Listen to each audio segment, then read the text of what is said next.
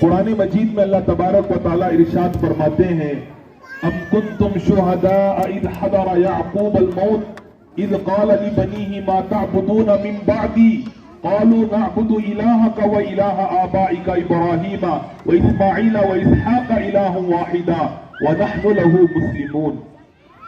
ہر دنیا سے جانے والا آدمی اپنی پراپرٹی کے بارے میں سوچتا ہے، ہر دنیا سے جانے والا آدمی اپنے بینک بیلنس کے بارے میں سوچتا ہے۔ حضرات انبیاء، حضرات صحابہ دنیا سے جاتے ہوئے بھی آنے والی نسلوں کے بارے میں سوچا ہے کہ وہ دین پر باقی رہیں گے یا نہیں رہیں گے۔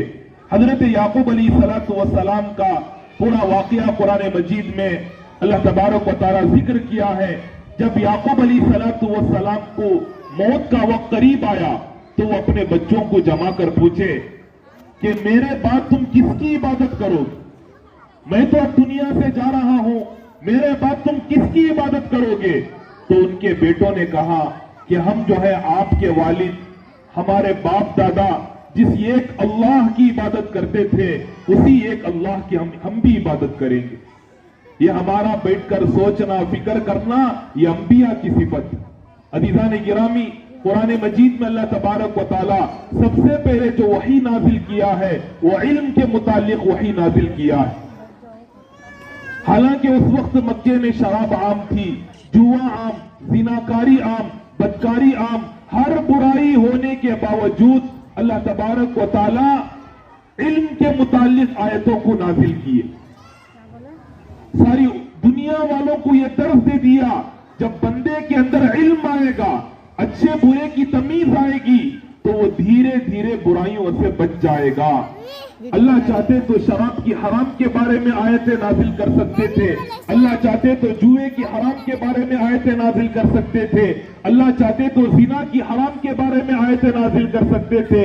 علم کے بارے میں سب سے پہلے آیتیں نازل کر کے ساری امت کو یہ بتا دیا بندے کے اندر علم آئے گا تو وہ برائیوں سے بچ جائے گا، اچھائی کی طرف جائے گا، اللہ کے احکامات پر عمل کرنے کی طرف جائے گا۔ علم کا آنا بہت ضروری ہے، علم کا حاصل کرنا بہت ضروری ہے۔ ایک روایت میں آتا ہے ہمارے نبی صلی اللہ علیہ وسلم حضرات صحابہ سے ارشاد فرمایا، اے صحابہ علم حاصل کرو اس سے پہلے کہ علم کو اٹھا لیا جائے۔ صحابہ نے پوچھا یا رسول اللہ صلی اللہ علیہ وسلم علم کو کیسے اٹھا لیا جائے گا؟ حالانکہ ہمارے پاس قرآن مجید موجود ہے، احادیث کا ذخیرہ موجود ہے، علم کیسے اٹھا لیا جائے گا؟ ہمارے نبی صلی اللہ علیہ وسلم اس بات پر غصہ ہوئے، اس کے بعد ارشاد فرمایا، اے صحابہ کیا اس وقت تورات موجود نہیں ہے، زبور موجود نہیں ہے، انجیل موجود نہیں ہے؟ یہ تمام کتابیں ہونے کے باوجود بھی وہ کتابیں کوئی فائدہ نہیں دے رہی ہیں۔ اے صحابہ علم کو حاصل کرو اس سے پہلے کہ علم کو اٹھا لیا جائے، اس کا مطلب یہ ہے کہ علماء کو اٹھا لیا جائے۔ علم کو حاصل کرو اس سے پہلے کہ علماء کو اٹھا لیا جائے۔ الحمدللہ ہماری اس مسجد میں بہترین علماء کرام ہیں۔ اب حضرت مولانا سرفراز قاسمی صاحب بھی آ گئے ہیں، بڑے تجربے کار ہیں ماشاءاللہ، ہمارے مکتب کو دن بدن ترقی کر رہے ہیں۔ آپ ان کو ضرور ساتھ دیجئے، انشاءاللہ ہمارا مکتب دن بدن ترقی کرے گا، تعلیمی اعتبار سے بھی ترقی کرے گا، تربیتی اعتبار سے بھی ترقی کرے گا۔ تو آج ضرورت ہے کہ بچے بھی آ کر تعلیم کو حاصل کریں، نوجوان بھی تعلیم کو حاصل کریں، قرآن مجید کی تعلیمات کو حاصل کریں، لیکن نوجوان آتے ہی نہیں ہیں۔ ایک روایت میں آتا ہے کہ ایک نوجوان مدینہ منورہ سے دمشق کا سفر کیا صرف ایک حدیث سیکھنے کے لیے۔ دمشق میں حضرت ابو الدرداء رضی اللہ تعالیٰ عنہ موجود تھے، وہ وہاں پر جو ہے بچوں میں قرآن مجید پڑھاتے، حدیث کی تعلیمات دیتے۔ ایک نوجوان مدینہ سے دمشق کا سفر کیا صرف ایک حدیث سیکھنے کے لیے۔ وہ آ کر حضرت ابو الدرداء رضی اللہ تعالیٰ عنہ سے ملاقات کی۔ حضرت ابو الدرداء رضی اللہ تعالیٰ عنہ کو سنایا، میں ایک حدیث سیکھنے کے لیے مدینہ منورہ سے دمشق کو آیا ہوں۔ تو ابو الدرداء رضی اللہ تعالیٰ عنہ اس نوجوان سے پوچھے، کیا تیرا کوئی دوسرا مقصد نہیں ہے، دوسری غرض نہیں ہے، تجارت کا مقصد نہیں ہے؟ وہ نوجوان کہنے لگا کوئی مقصد نہیں ہے، صرف وہ حدیث سننے کے لیے آیا ہوں، سیکھنے کے لیے آیا ہوں جو آپ ہمارے نبی صلی اللہ علیہ وسلم سے سنا ہے، سیکھا ہے۔ تو حضرت ابو الدرداء رضی اللہ تعالیٰ عنہ وہ حدیث سناتے ہیں۔ ہمارے نبی صلی اللہ علیہ وسلم نے ارشاد فرمایا جو بندہ علم کی تلاش میں نکلتا ہے اللہ تبارک و تعالیٰ اسے جنت کے راستے پر لگا دیتے ہیں۔ علم حاصل کرنے والے کے لیے سمندر میں رہنے والی مچھلیاں مغفرت کی دعا کرتی ہیں، علم حاصل کرنے والے بچے کے لیے بلوں میں رہنے والے کیڑے مکوڑے مغفرت کی دعا کرتے ہیں۔ علم حاصل کرو اس لیے کہ یہ انبیاء کی وراثت ہے، انبیاء وراثت میں مال نہیں چھوڑ کر جاتے، انبیاء وراثت میں علم کو چھوڑ کر جاتے ہیں۔ ایک روایت میں آتا ہے حضرت ابو ذر رضی اللہ تعالیٰ عنہ کو ہمارے نبی صلی اللہ علیہ وسلم نے ارشاد فرمایا یا ابا ذر لأن تغدو فتعلم آیتا من کتاب اللہ خیر لک من ان تصلی 100 رکعت۔ اے ابو ذر صبح سویرے جا کر مسجد میں جا کر قرآن کی ایک آیت کو سیکھنا 100 رکعت نفل نماز پڑھنے سے افضل ہے۔ آگے ہمارے نبی صلی اللہ علیہ وسلم نے ارشاد فرمایا یا ابا ذر لأن تغدو فتعلم بابا من العلم امر به او لم يعمل خیر لک من ان تصلی 1000 رکعت۔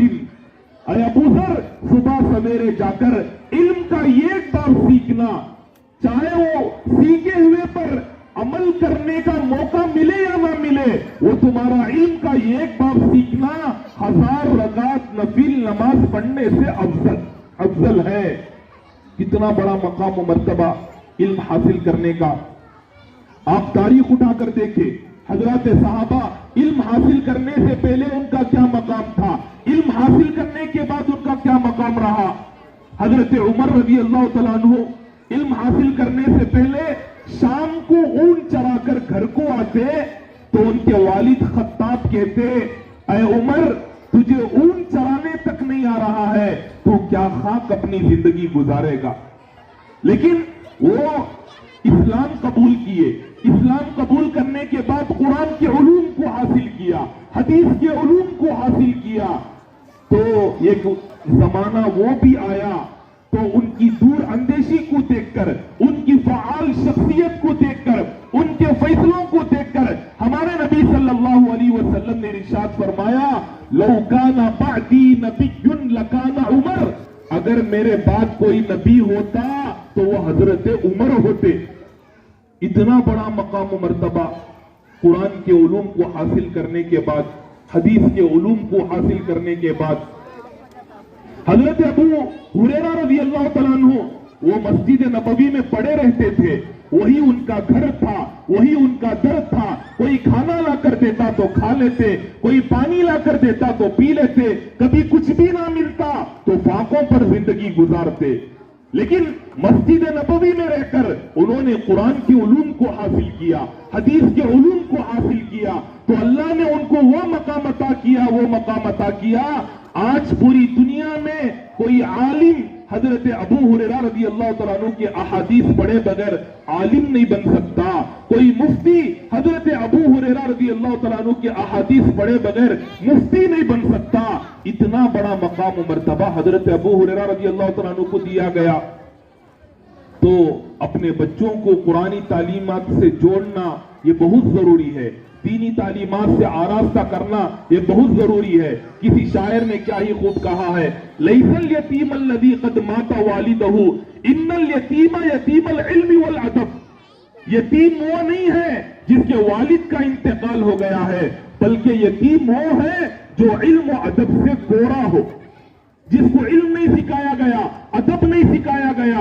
تو پوری دنیا میں جو ہے وہ بڑی